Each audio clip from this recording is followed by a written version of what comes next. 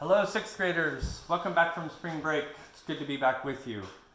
I wanted to do something a little different this week. I wanted to read from our oral listening story that we usually start the week out with in normal times. I have 4 amazing words I'd like you to repeat after me. Gravitational, stratosphere, terrestrial planet, and voyage. We're going to listen for these words in an interesting story called Animal Astronauts. We have ignition. 10, 9, 8, 7, 6, 5, 4, 3, 2, 1. We have liftoff. A voice boomed within the capsule. Then all went quiet while the gravitational pull made the spacecraft vibrate violently. Are you in hibernation mode?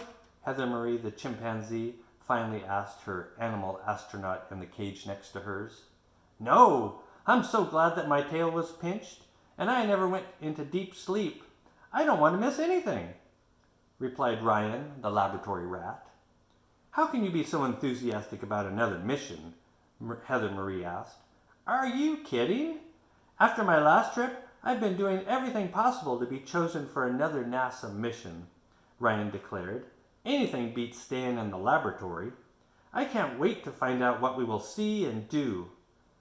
I've been on other missions as well, Heather Marie said. Then she added, I heard the captain say that this flight through the stratosphere will take us to the planet of Venus in order to study volcanism.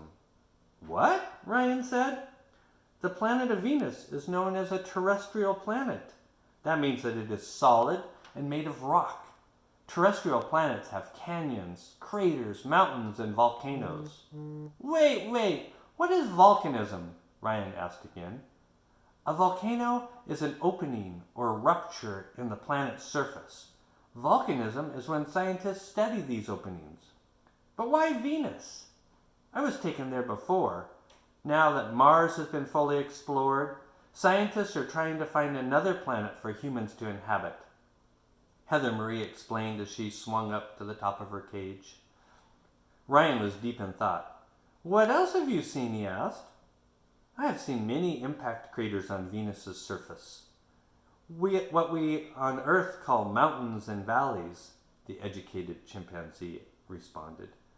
I wish we knew for sure where we were going, Ryan interrupted as he stepped on his exercise wheel and began running. We won't know anything until we land and the scientists put us to work. I know. The suspense makes the trip take longer. If we go into hibernation mode for the voyage will seem faster, suggested Heather Marie. Look! There's the Earth's moon, exclaimed Ryan. Who could sleep now? Those were the last words anyone could hear. After that, the spacecraft went around the dark side of the moon into communication blackout to be slingshot out into the universe.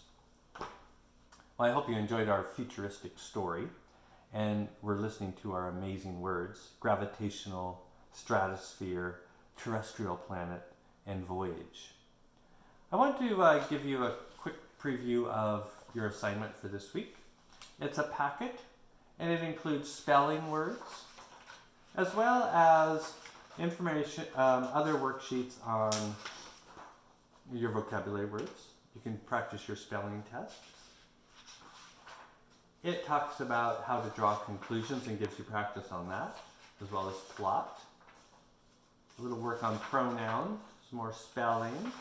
And then when we get towards the back of the packet, there's going to be a little story using your new vocabulary words, as well as your word rating chart with your vocabulary, and a 3-column note. So please complete those. And then finally, there will be your weekly assessment, which is at 4 pages. And it's just like the computer assessment, except there's multiple questions on each page. There will be the story on page 3, followed by 8 questions to be a total of 20 questions. So please work on that, finish it. Expect that to be in an email tomorrow. You can pick it up at the school starting either late Thursday or Friday. And if you're getting food packets, those will be delivered to you on Friday. I hope you all have a great week, and I look forward to seeing you again next week. Bye.